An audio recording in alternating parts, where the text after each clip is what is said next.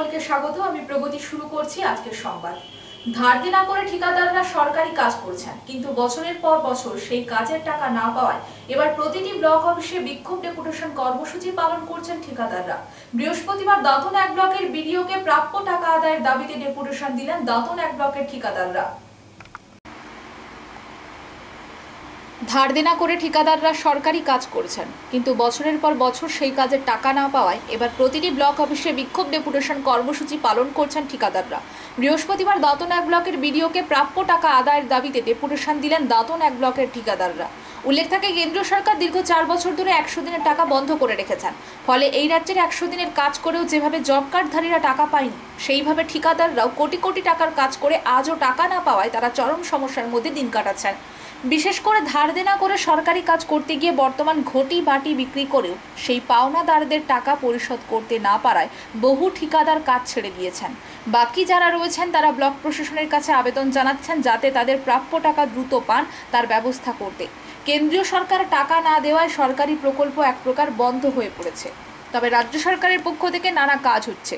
আর আগের বকেয়া টাকা না পাওয়ায় ঠিকাদারদের কাজ করতে অসুবিধা হচ্ছে। সেই দাবিতে বৃহস্পতিবার দাঁতন 1 ব্লকের বিডিওকে ডেপুটেশন দিলেন ব্লকের সমস্ত ঠিকাদাররা। যথাযোগ্য স্থানীয় সম্মান, রাস্তা, বিভিন্ন কাজে যে মাল সরবরাহ করেছিলেন আর 3 বছর কাজে চলে গেছে। এছাড়াও সারা বাংলা জুড়ে আমাদের কাছে যতটুকু 100 দিনের কাজের মাধ্যমে যে মাল সাপ্লাই করে আমরা বিভিন্ন কাজ করে এসেছি, তার টাকা, বকেয়া টাকা এ যাবৎকাল পর্যন্ত আমরা পাইনি। সেটার পরিমাণ প্রায় 25 থেকে 30 কোটি টাকা।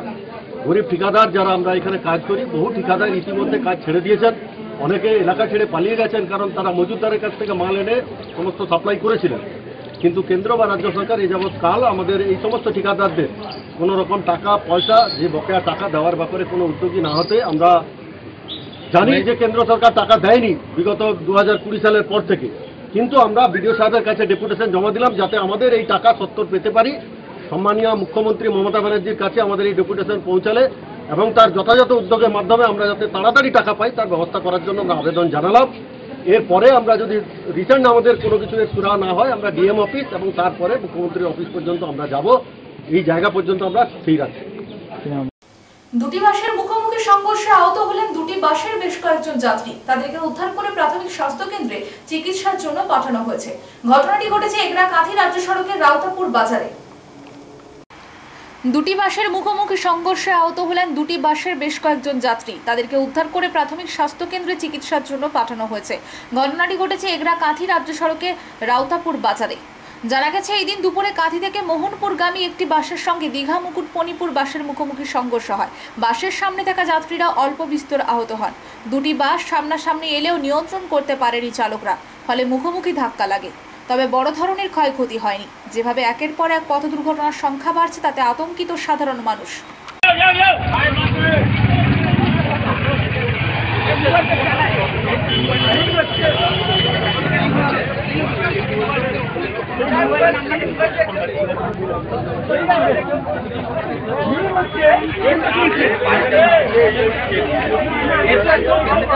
হালকা যায় একদম সামনে খাইলা একদম আর সাইড লিগে যায় না না ये नहीं था ये तो माल केना तू दे ये तो गाड़ी ला ये मारी गाड़ी लगा ना काम रे मतलब ये ड्राइवर थाइला नहीं तो ना निजे मत तो ड्राइवर पाटा भांगी केमन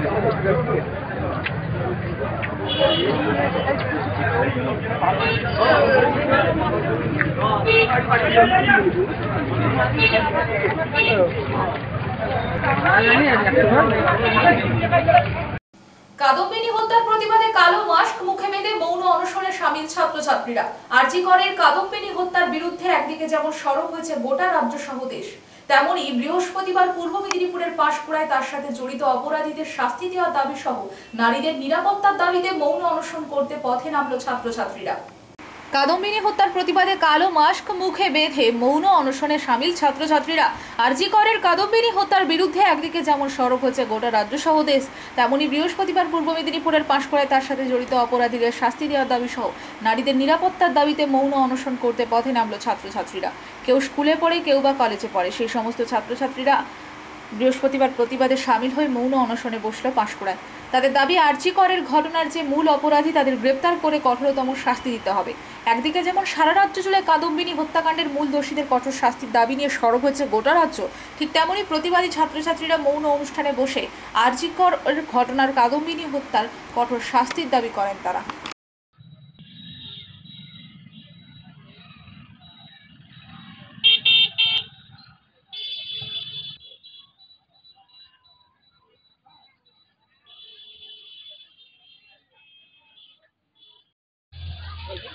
শুনে আমরা 1 মিনিট নিরাপত্তা পালন করে আমরা অনশন শুরু করে দেবো। অলরেডি আমাদের অনশন শুরু হয়ে গেছে। এরপর আমাদের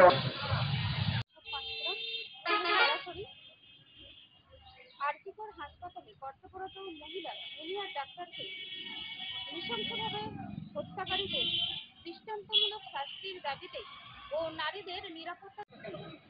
আরজিকর মেডিকেল কলেজ হসপিটালে যে মহিলা ডাক্তারকে যে খুন করে হত্যা করা হয়েছে সেই নিয়ে আজকে আমাদের এই মৌন অনশন সকাল 10টা থেকে বিকেল 4টা অবধি অনশন চলবে।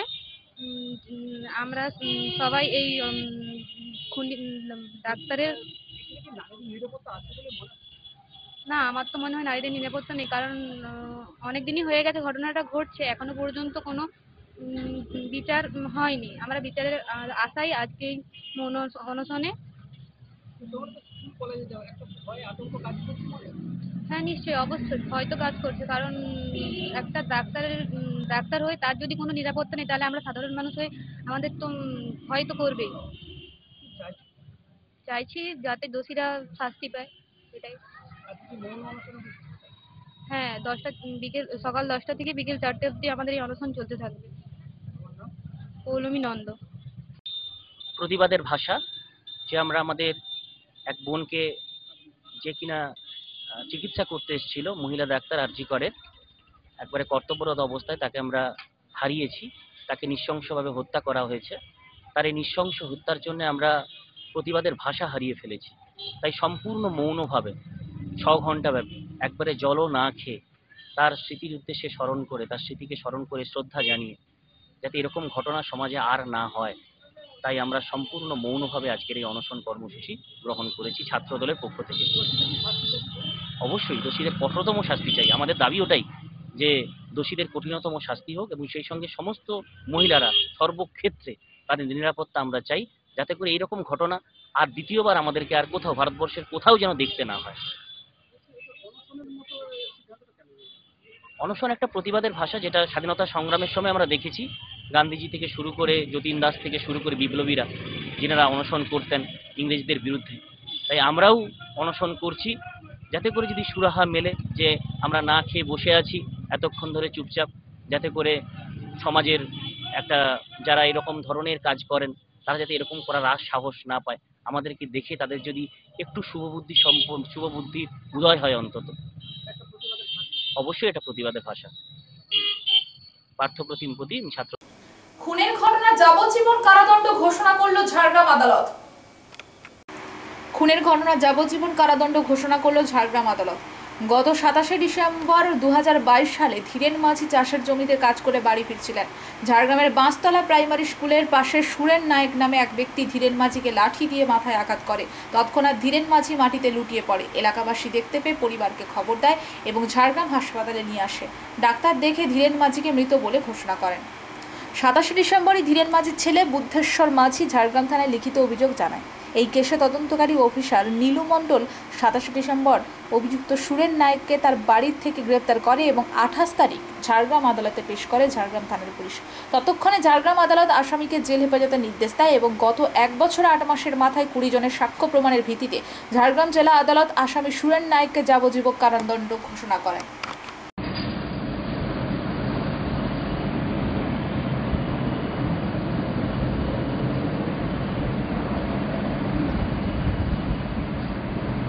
সাধারণ মানুষের সুবিধার্থে ঝাড়গ্রাম জেলা পুলিশের উদ্যোগে ছাতিনা শোলে হলো ড্রাইভিং লাইসেন্স মেলা।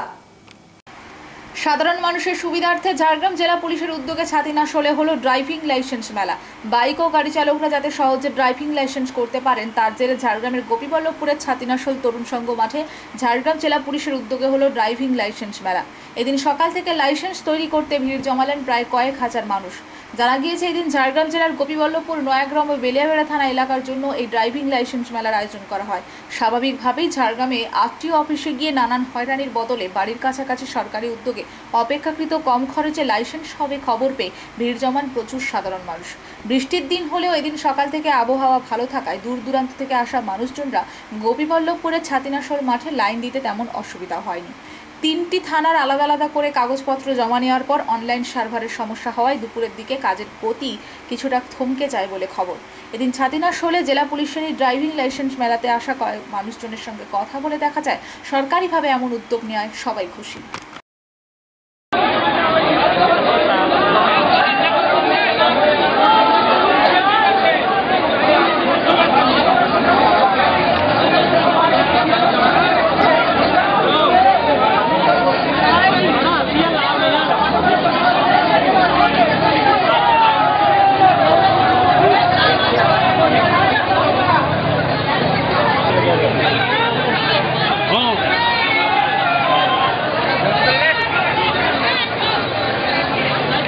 বলবো নাকি?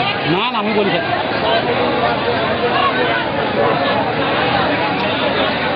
হ্যাঁ। ঝুম্পা ঝুম্পা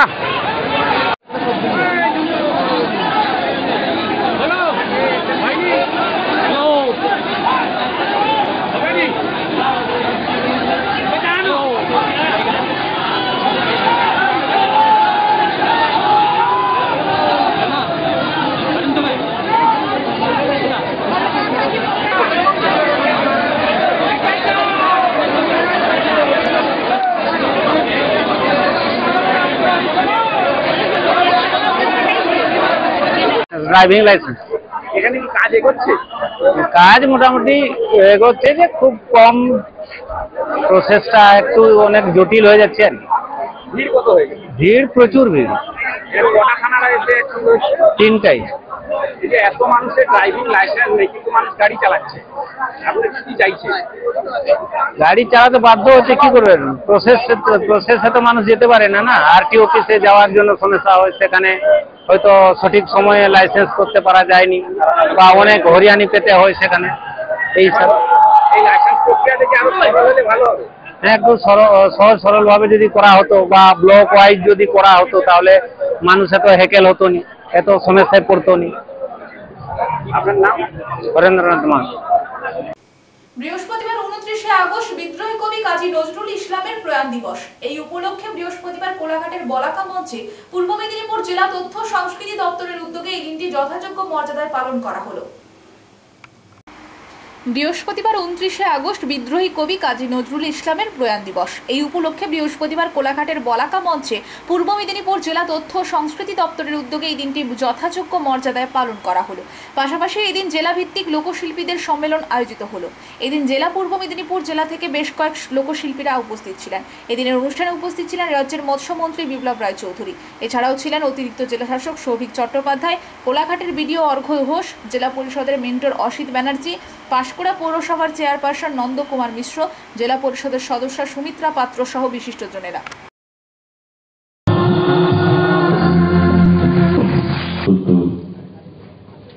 শুভেচ্ছা জানাই।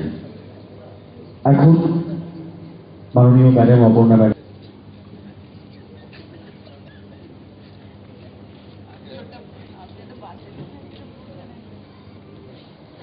আজকের এই অনুষ্ঠান থেকে আমরা গভীর শ্রদ্ধার সাথে স্মরণ করছে কাজী নজরুল ইসলাম। আজকে জেলা ভিত্তিক লোকশিল্পীদের সম্মেলন। আজ আমরা এখানে বলাকা মঞ্চে সবাই মিলে, আমাদের অপর্ণা ম্যাডাম আছেন, সুমিতা ম্যাডাম আছেন, আমাদের অসিত ব্যানার্জি মহাশয় এবং আমাদের বিভিন্ন প্রকল্পের। আমি বলেছি যে রবীন্দ্রনাথ ছিলেন বিত্তবান পরিবারের সন্তান, কিন্তু নজরুল জন্মের পর থেকে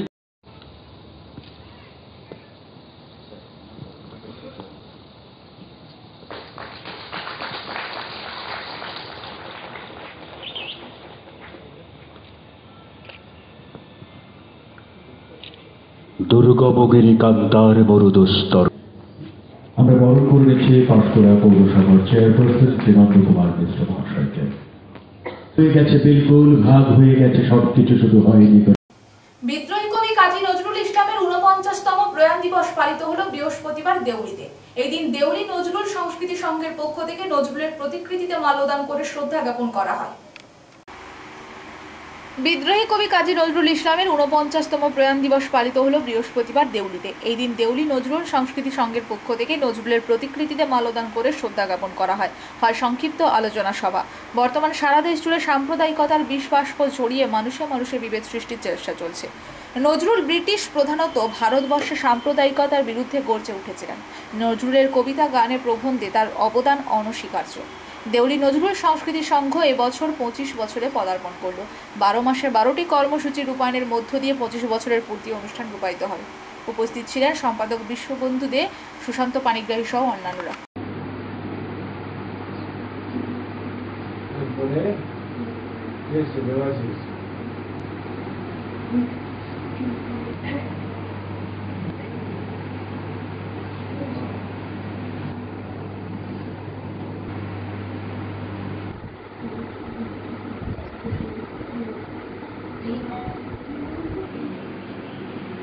একদিকে যেমন 125তম বর্ষ, আজকে আবার আমরা প্রয়াণ দিবসটা স্মরণ করছি।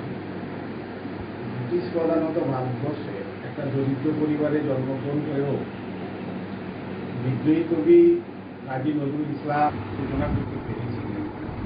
তার জন্য সারা দেশের মানুষ তাকে তার লেখার মধ্য দিয়ে তিনি ভারতবর্ষের বিদ্রোহীদেরকে উদ্বুদ্ধ করেছিলেন। শোষিত, নিপীড়িত, বঞ্চিত সেই সমস্ত মানুষদেরকে নিয়ে তিনি লিখেছিলেন। আমরা যাদেরকে সমাজে সবচেয়ে অবহেলার চোখে দেখি, যাদেরকে বলে বারাঙ্গনা, সেই তাদের সম্পর্কে নজরুল কলম ধরেছেন। নিজেদেরকে বলে বারাঙ্গনা মা কেঁদে একটু গায়ে, হয়তো তোমার স্তন্য দিয়েছে সীতা সংস্কৃতি নাই। এই কুলি মজুরদের নিয়েও তার লেখা রয়েছে। আবার আমরা আজকে ভারতবর্ষে যে জাতপাত ভিত্তিক যে রাজনীতি করবার চেষ্টা করছে, সেখানে সেই সাম্প্রদায়িকতার বিরুদ্ধে গর্জে উঠেছিলেন কিন্তু নজরুল। এবং নজরুলেরই সমাজসঙ্গীত ভারতবর্ষের সমস্ত জায়গায় পূজা পার্বণ হলেই নজরুলের সমাজসঙ্গীতাকে বাজাতে হয়। সেই নজরুলকে আজকে আমাদেরকে আরো বেশি করে জানতে হবে। এই নজরুলই তার প্রয়াণ দিবসে বলেছেন, প্রয়াণ দিবসের ঠিক আগে আগে একটা সংবর্ধনা সভায় বলছেন, দীর্ঘ প্রায় 46 বছর তিনি কথা বলতে পারতেন না, বাকই ছেড়ে দিয়েছিলেন। যেদিন আমি ধ্রুবতারার দেশে চলে যাব, সেদিন হয়তো আমাকে নিয়ে কত কবিতা, কত গান, কত কি রচনা হবে। থাপ্পড় মেরে টেবিল ভেঙে বলবে বক্তার পর বক্তা, এই অসুন্দরের সন্তানী বেদনের সাধ্য দিনে বন্ধু তুমি যেও না, যদি পারো তোমার ঘরের পাশে মেঝেই পড়ে থাকা পায়ের পেশা ফুল, তাকে বুকে জড়িয়ে ধরে বলো তোমায় আমি পেয়েছি। সংবাদ এই পর্যন্ত। নমস্কার।